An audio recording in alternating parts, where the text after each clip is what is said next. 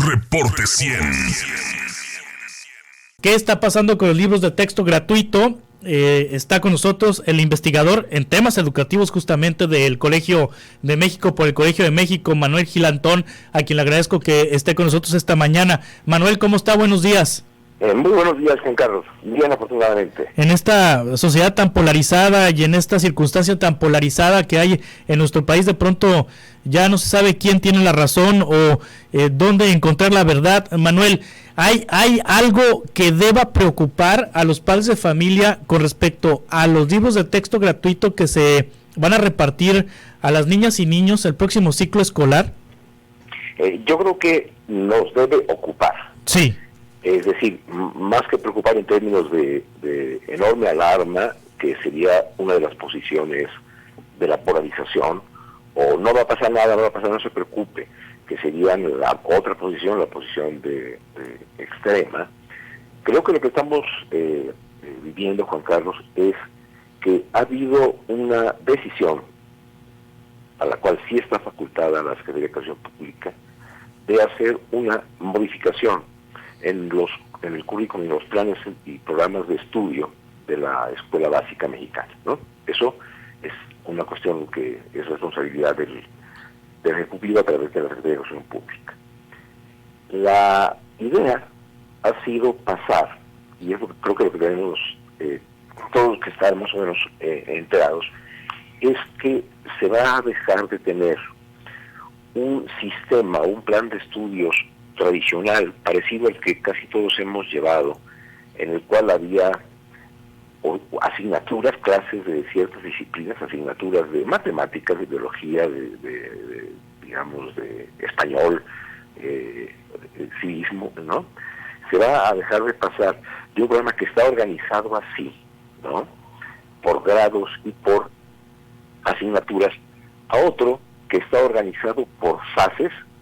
Es decir, sigue habiendo primero y segundo, tercero, cuarto, quinto y sexto de primaria, pero primero y segundo forman la primera fase, en la primaria, ¿no? La primera fase de la primaria, segundo y tercero la segunda, tercero y cuarto, quinto y sexto, ¿no? Bueno, ese no es solo el cambio, sino que en vez de asignaturas, se va a procurar que el aprendizaje derive del planteamiento de problemas o proyectos en los cuales se están confluye la matemática, la biología, la física, el español, todo, de tal manera que el primer punto que yo creo que hay que entender es que se trata de un cambio de la estrategia pedagógica, de la estrategia para enseñar.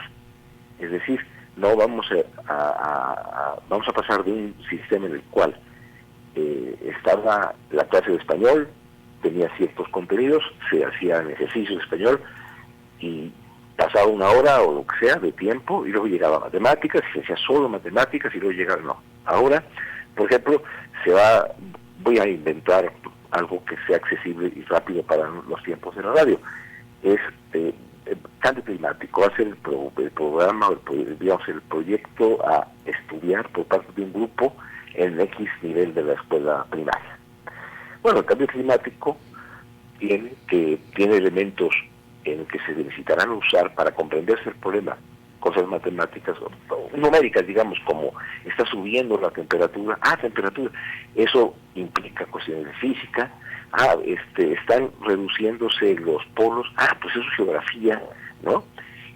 ¿Cuál es la idea de fondo de esta nueva estrategia pedagógica?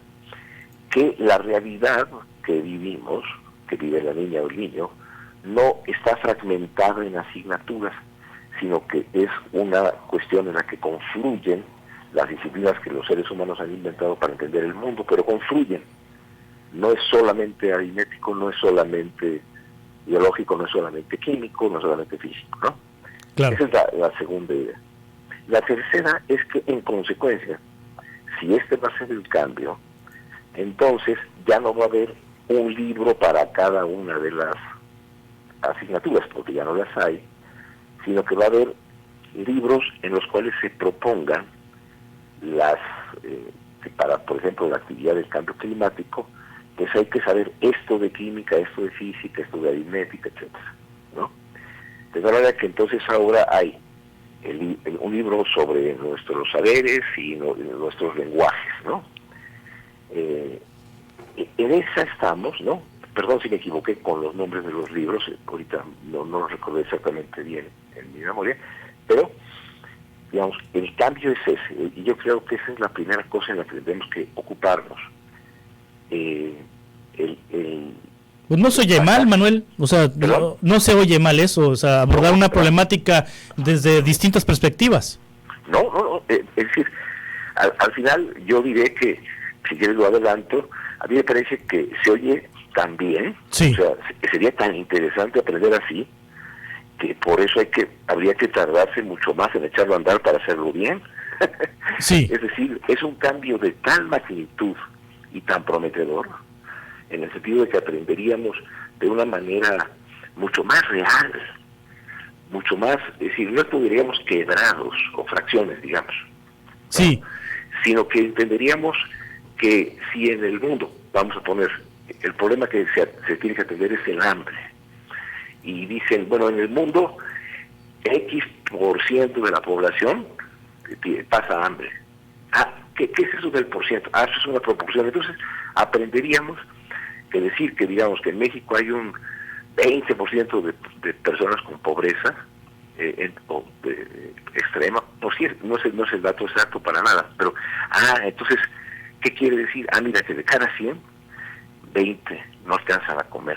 Eso es una proporción. Entonces aprenderíamos lo que es una proporción, pero situados en un problema, que es muchísimo mejor, según esta estrategia pedagógica, que aprender las proporciones como algo abstracto. Y los libros de texto están redactados, están hechos, están elaborados bajo esta lógica. Los contenidos son pertinentes, son adecuados, están sin errores de ortografía, están con datos históricos precisos, están con un contenido pedagógico que vaya en armonía con este nuevo sistema que se está planteando. Ahí se necesitaría un análisis muy profundo de, ojo, no de cada una de las lecciones o de los proyectos, sino de su secuencia a lo largo del año y luego a lo largo de los años. Estaríamos ante una familia de libros de texto que tendrían que, voy a poner un ejemplo, si antes había 200 páginas del libro que es lo que se ha dado como ejemplo, de matemáticas, y ahora en un libro o en un problema hay 11, dice uno, híjole, se pierde. No, depende, porque en otro problema puede ser que la proporción de matemáticas sea más grande y haya 25 y así se fueran sumando. Es decir, la manera de analizar cómo los libros de texto están requiere, y en esto hay que ser muy, muy, muy honrados, requiere la mirada experta de los que de pedagogía saben, sí, y de los que saben cómo es decir, y digamos, lo que yo he escuchado por parte de profesores que quizás sean de los mejores árbitros en esta cuestión, es que hay problemas. Por cierto, cada que ha salido un libro de texto, desde que yo me acuerdo, llevo en este tema 43 años, se encuentran errores en el libro de matemáticas con Peña Nieto, errores en el libro siempre, no ha ido perfecto, pero se han localizado dos cosas, se han localizado errores, se ha localizado que la forma en la que se está proponiendo trabajar un cierto tema no es todavía propia del primero de primaria, sino tendría que ser de cuarto, etcétera.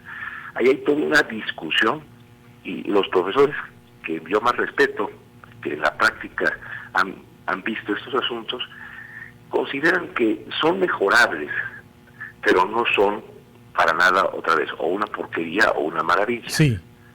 Entonces, otra vez ahí no vamos a la polarización si queremos aprender. En la parte de educación sexual, Manuel Gilantón, ¿cómo vienen estos libros? En la inconformidad de grupos, sobre todo conservadores, y que lo han hecho de manifiesto a través de instancias judiciales, va en el sentido de la educación sexual. ¿Cuál es su opinión sobre el contenido de educación sexual que viene en los nuevos libros? A mí me parece que en esa dimensión la resistencia es la de siempre a cualquier esfuerzo del Estado por dar una educación sexual en la que las cosas se llamen por su nombre. Claro.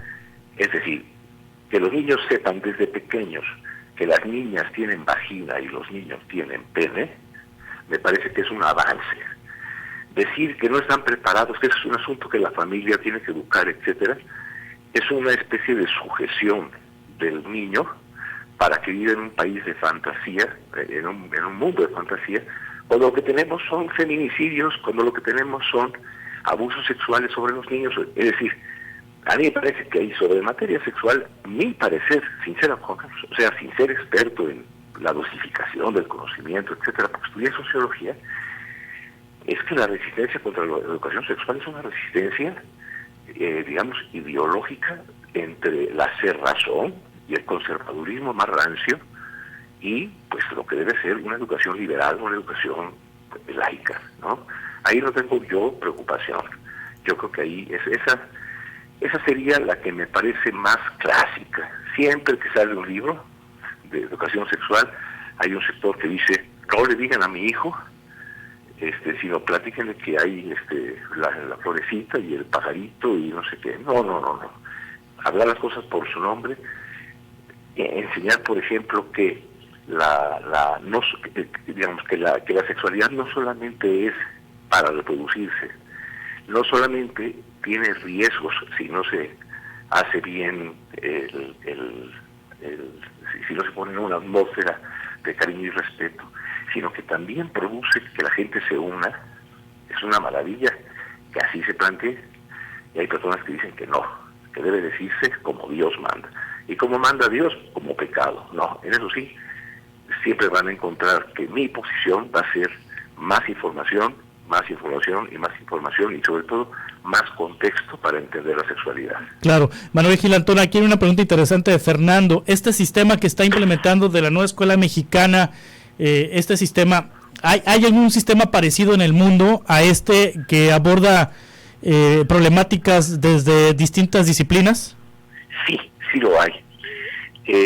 Bueno, en principio, digamos, sería la base de lo que hemos llamado muchos años la escuela activa. Lo que es curioso es que la escuela activa estaba reservada en general para personas que pudieran mandar a sus hijos a escuelas privadas pequeñitas en las cuales había tiempo para hacer estos proyectos y hacer este tipo de educación, ¿no? De alguna manera, la propuesta que se está haciendo es, bueno, que la educación sea activa para todos los mexicanos. La manera de aprender por asignaturas aisladas es una forma muy tradicional de hacer las cosas y en muchas partes del mundo la usan.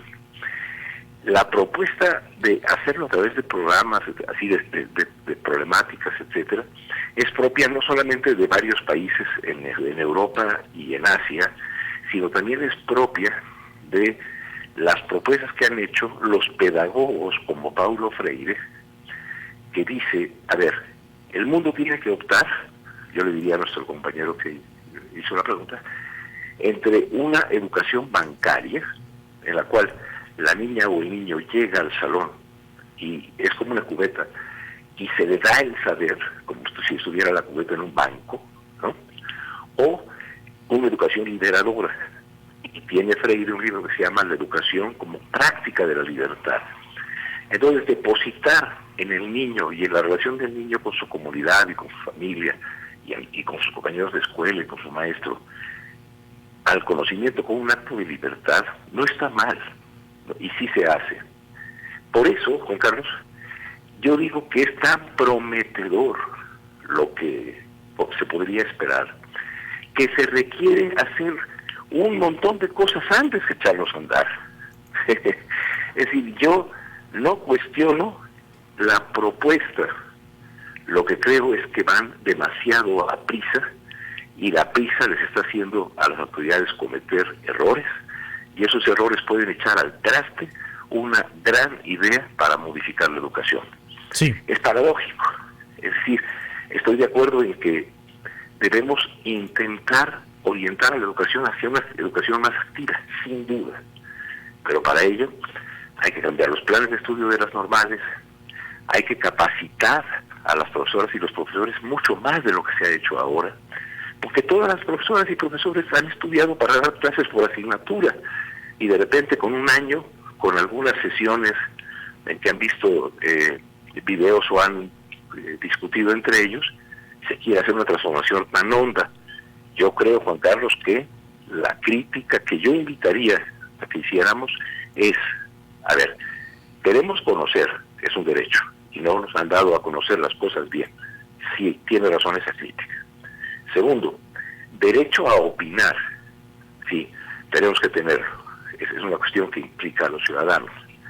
Y tercero, derecho a poder criticar sin ser acusado de ser un vendepatrias o un neoliberal o un desgraciado, derecho a criticar que si por el bien de todos, primero los pobres, pues por el bien de la educación, primero la calma y la paciencia para hacer la transformación, y no hacer una transformación bien orientada, pero que por su prisa se tropiece en su propio apresuramiento. Sí. Manuel Gil-Antón, muchas gracias por estas reflexiones. Estamos en contacto para futuras conversaciones, si le parece. Seguro, Juan Carlos. Hasta luego. Hasta pronto. Sí, investigador del Colegio de México, experto en temas educativos. Reporte 100.